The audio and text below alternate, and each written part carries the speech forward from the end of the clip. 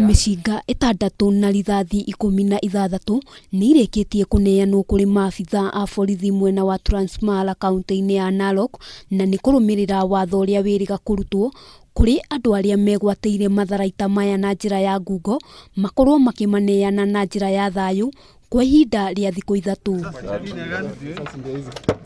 Tumepokea hizo silaha na tumepokea hizo risasi na pia ningesema ya kwamba tumewaambia ile jamii mwingine pia ambayo ilikuwa nazozana na Syria ya Uasin Gishu, tumebakisha siku 3 tu watoe hizo silaha wako nazo. Watho ũyũ wĩrĩga kũrutwo thutha wa andũ erĩ kũhũrwo rithathi na angĩ 20 kũhithũkĩrwo na kũhahithio marĩ mĩciĩ ciumia 2 hĩtũku, ũndũ ũrĩa watũmire kamishina wa gĩtarũ kĩa Rift Valley George Natembeya kũgathĩka mũkana wa andũ kwaga kuma nja mathaa ma thaa 10 cia hwaĩ-inĩ nginyagia thaa 11 cia rũcinĩ. Kifo ambayo ilitokea juzi katika hii vita na hatutaki kurudi hiyo barabara.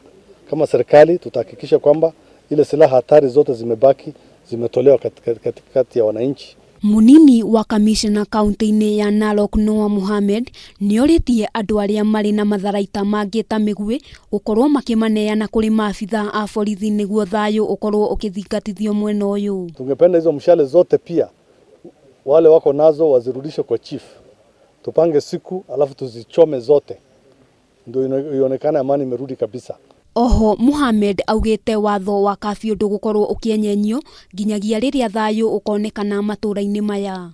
Kabiũ vile wananchi wameomba ya kwamba hii ya saa 10 ile wanasema kabiũ yanatembea Regional Commissioner masaa ipunguzwe ili wasitangulie kuku kuingia kwa nyumba. Hiyo tumesema kwa wakati huu tutaomba Regional Commissioner baada ya silaha zote kurudi.